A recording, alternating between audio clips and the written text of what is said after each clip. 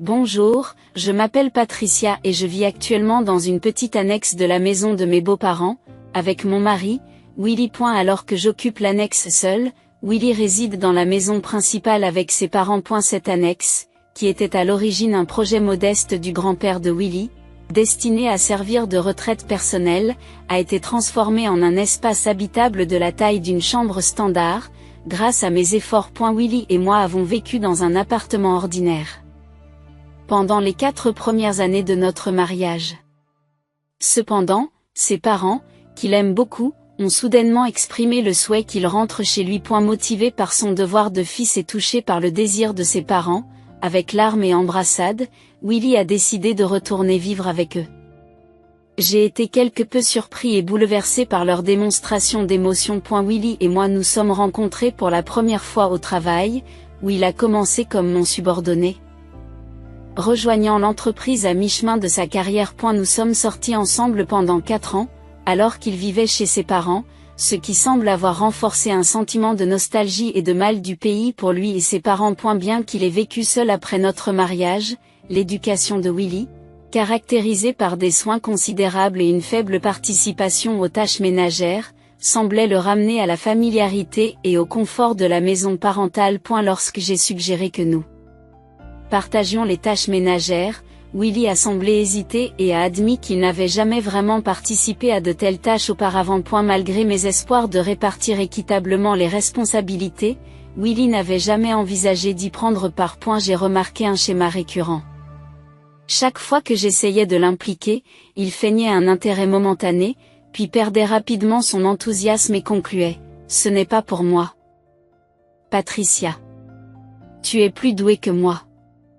Tu devrais continuer à le faire. » Nous travaillions tous les deux à temps plein, mais comme j'occupais un poste plus élevé dans mon travail, je ressentais un besoin plus fort de répartir les tâches domestiques. Pourtant, essayer de faire contribuer Willy s'avérait souvent plus épuisant que de tout faire soi-même.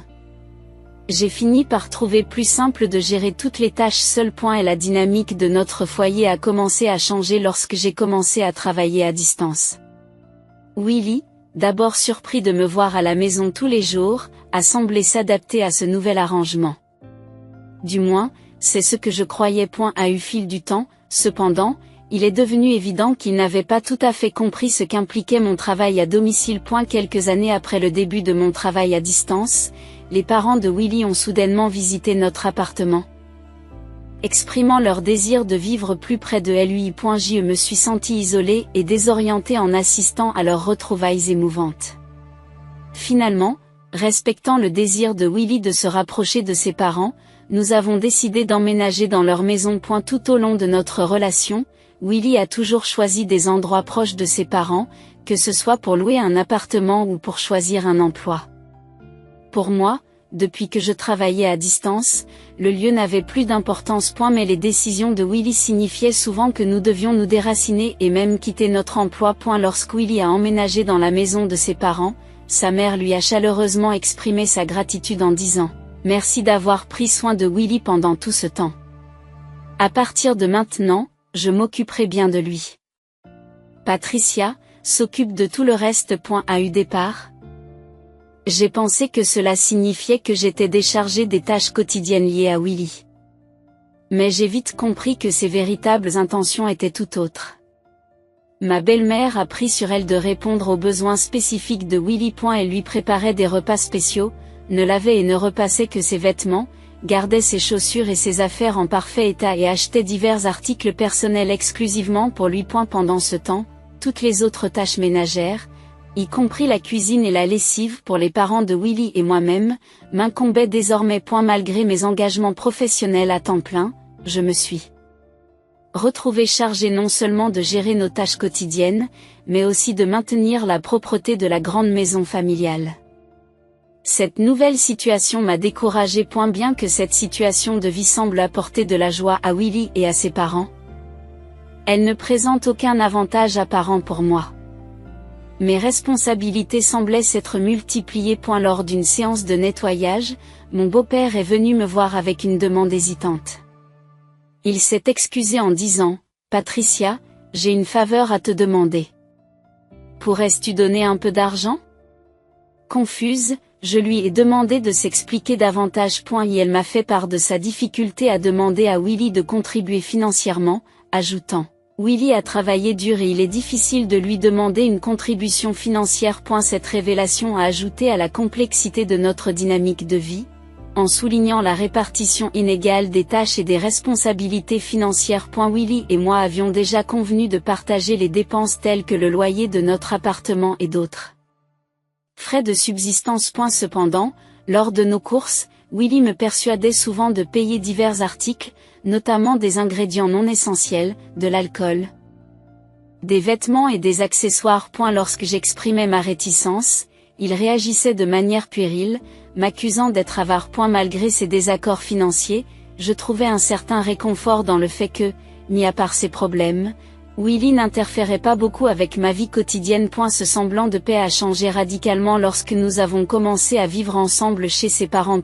Contrairement à Willy, sa mère perturbait activement ma routine. Elle interrompait constamment mon travail à domicile, insistant pour que je donne la priorité aux tâches ménagères plutôt qu'à mes obligations professionnelles. Elle faisait même irruption dans ma chambre et tirait sur mes vêtements, ce qui m'empêchait de me concentrer sur mes tâches. Frustré, j'ai abordé le sujet avec Willy, m'attendant à ce qu'il prenne le parti de sa mère. À ma grande surprise, Willy m'a écouté attentivement et m'a promis de lui parler de ses interruptions. J'espérais un compromis qui répondrait à nos besoins à tous les deux. J'étais loin de me douter que l'idée que Willy se faisait d'un compromis était bien différente de ce que j'imaginais. Il s'agissait de me reloger dans l'annexe, une structure séparée sur leur propriété, suggérant un nouveau niveau de séparation plutôt que d'intégration. Un jour, en plaisantant, j'ai posé à Willy une question sur l'annexe, lui demandant si je pouvais la démolir et construire une nouvelle maison à sa place. À mon grand étonnement,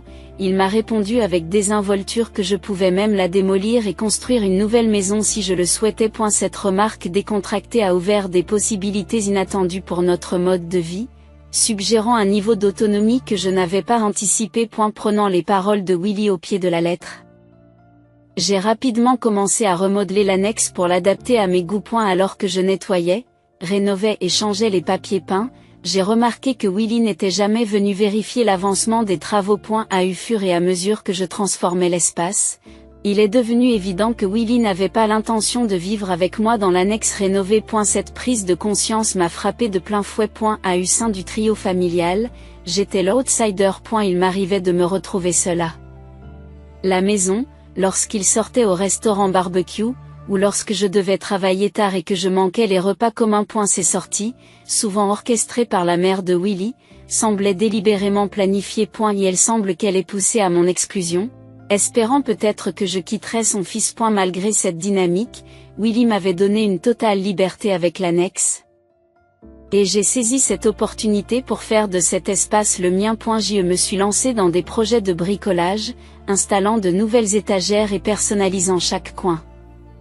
Il est intéressant de noter qu'après mon départ, ni Willy ni ses parents n'ont jamais visité l'annexe. Ils devaient être au courant des rénovations, mais ils ne se sont pas intéressés à mes activités, ce qui a renforcé le sentiment que je n'étais plus considérée comme faisant partie de la famille. En vivant loin de la maison principale, surtout sans la présence constante de la mère de Willy, j'ai commencé à apprécier ma nouvelle indépendance. J'avais presque l'impression de vivre seule, ce qui était étonnamment libérateur. J'ai trouvé du réconfort dans le fait que résider dans l'annexe l'empêchait d'interférer avec mon travail. Pendant les travaux de rénovation, j'ai même installé de nouvelles serrures et renforcé la sécurité, faisant de l'annexe mon sanctuaire à l'écart de la dynamique familiale. J'ai veillé à ce que personne, pas même Willy ou ses parents, ne puisse entrer dans l'annexe sans ma permission.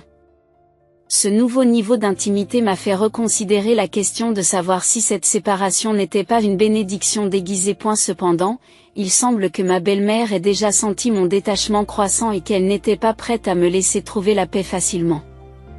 Ne pouvant plus supporter son comportement, je me suis retrouvée à la croisée des chemins et j'ai réfléchi à la marche à suivre. Alors que je m'installais dans l'annexe rénovée, la volonté désespérée de ma belle-mère de m'éloigner devenait de plus en plus évidente. Son harcèlement subtil a commencé par des contrariétés mineures, comme le fait de laisser les ordures devant ma cabane le jour de la collecte des déchets, au lieu de les déposer à l'endroit prévu à cet effet. Parfois, elle organisait des Barbecue dans le jardin?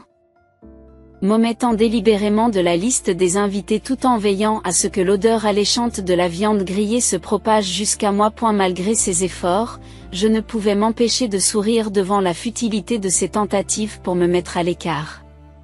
Puis, un jour, elle m'a convoqué dans la maison principale sous prétexte de m'offrir des restes de viande et de pommes de terre. Sentant qu'il y avait plus que cela, j'ai accepté. À mon arrivée, je l'ai trouvée seule dans le salon. D'un geste théâtral, elle a posé un simple papier sur la table, un papier de divorce. Il était évident que sa véritable motivation était de m'imposer ce document, sachant que si elle demandait à Willy de le faire, il s'exécuterait sans poser de questions. Il ne me restait plus qu'à accepter, et Willy et moi pourrions officiellement divorcer en soumettant simplement le document au tribunal de la ville. D'un air suffisant, sa mère a déclaré, « N'est-il pas temps que tu abandonnes ? Il n'y a plus aucune raison pour que toi et Willy restiez mariés. Sors de là, espèce de chômeuse parasite. » J'ai été déconcertée par son audace, mais sa certitude n'a fait que renforcer ma détermination. Excitée par la perspective de la liberté, j'ai saisi avec empressement le papier du divorce, en m'exclamant, « Je vais tout de suite au tribunal de la ville. » Merci beaucoup. Ma belle-mère, qui s'attendait probablement à ce que je résiste au divorce, est restée abasourdie par mon enthousiasme inattendu. Après avoir déposé les papiers du divorce au tribunal de la ville, je n'ai pas perdu de temps pour emballer mes affaires. Estimant qu'il était nécessaire d'informer la mère de Willy de la finalisation du divorce, je me suis rendue à la maison principale. Je l'ai informé que la procédure avait été couronnée de succès. En ce qui concerne la cabane que j'avais rénovée, je lui ai dit que je la laisserais en l'état et qu'elle était libre de la démolir ou de l'utiliser à sa guise. Mon attitude positive à l'égard de mon départ a semblé surprendre même ma belle-mère qui, bien que semblant heureuse de mon départ, m'a souhaité bonne chance. Le jour de mon départ, Willy et son père, semblant se rendre compte que je partais vraiment, ont exprimé leur inquiétude. « Tu t'en vas? Que allons-nous faire sans Patricia ?» m'ont-ils demandé. J'ai souri et je les ai remerciés de m'avoir laissé utiliser la cabane. Je leur ai expliqué qu'il n'y avait plus d'intérêt à rester mariés, et que maintenant que nous étions divorcés, il était temps pour moi de passer à autre chose. Tout en organisant mes affaires, j'ai achevé mon déménagement dans un appartement de luxe, un changement que je prévoyais depuis un certain temps. Peu de temps après m'être installé dans mon nouvel appartement, ma belle-mère m'a appelé, d'un ton maladroit. Patricia. Répondant joyeusement à l'appel de ma belle-mère, j'ai commencé par une demande de renseignements enjoués. Quoi de neuf? Comment ça se passe avec le chalet que j'utilise actuellement? Elle a ensuite abordé un sujet plus sérieux, à savoir les finances. Plus précisément, elle m'a dit que Willy l'avait informé que je donnais $5 000 par mois à son père. Confirmant ses dires, j'ai expliqué que, contrairement à ses accusations antérieures selon lesquelles je n'étais qu'un piquet assiette au chômage, j'avais bel et bien un emploi rémunéré. Sa surprise était évidente au téléphone. Elle avait eu l'impression que j'avais complètement quitté mon emploi. J'ai rapidement mis les choses au clair, en précisant que je n'avais pas simplement quitté mon emploi précédent, mais que j'étais devenu président d'une nouvelle entreprise. Cette entreprise, ai-je précisé, était pionnière en matière de travail à distance et se positionnait à l'avant-garde des environnements de travail modernes. Sa réaction a été un mélange d'incrédulité et de confusion, ce qui m'a poussé à soupirer. Je me suis rendu compte que Willy, elle aussi, n'était pas au courant de mon ascension professionnelle, ce qui a mis en évidence la distance qui nous séparait. Non seulement physiquement, mais aussi dans la perception que nous avions l'un de l'autre. Depuis qu'il vit avec ses parents, il est clair qu'il n'a jamais pleinement assumé son rôle de mari. Elle s'est ensuite enquise de mes revenus, curieuse de savoir si mon nouveau rôle avait également augmenté mes revenus. J'ai répondu avec désinvolture que mes revenus s'élevaient à environ $3 millions. Ce chiffre était certes exagéré, mais il s'agissait plutôt d'une simplification pour éviter d'entrer dans la complexité de mes revenus réels. Saisissant l'occasion, elle a détourné la conversation. Avec autant d'argent? Pourriez-vous nous en prêter?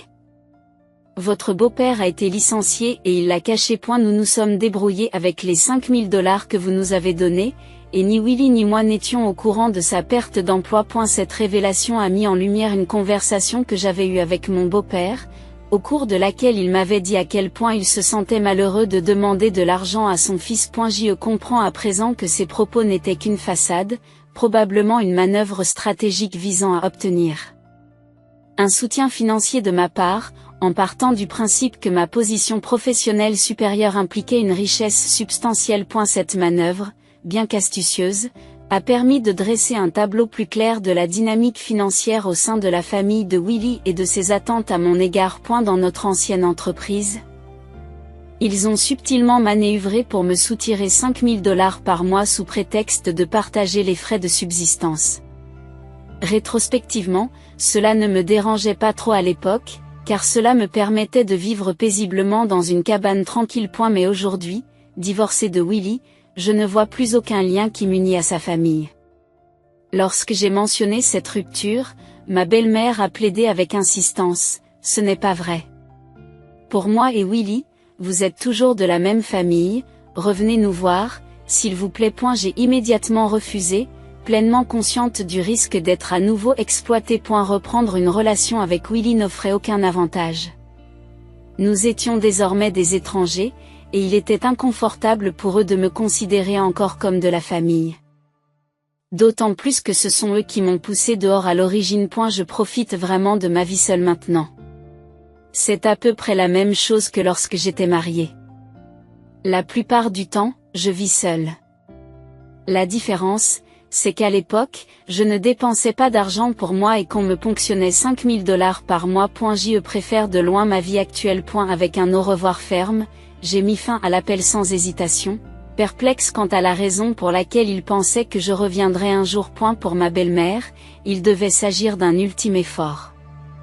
En réalité, le salaire de Willy n'était pas impressionnant et il avait l'habitude d'éviter les responsabilités, en disant souvent « je ne peux pas le faire » et en confiant des tâches à d'autres. Ce trait de caractère, présent dans nos vies personnelles et professionnelles, le rendait peu fiable, et il restait un employé régulier sans aucune progression de salaire. En outre, son père ayant été licencié et sa mère étant femme au foyer, ils ont eu du mal à entretenir leur grande maison et ont finalement dû la vendre. Aujourd'hui, ils vivent tous les trois dans la cabane que j'ai rénovée.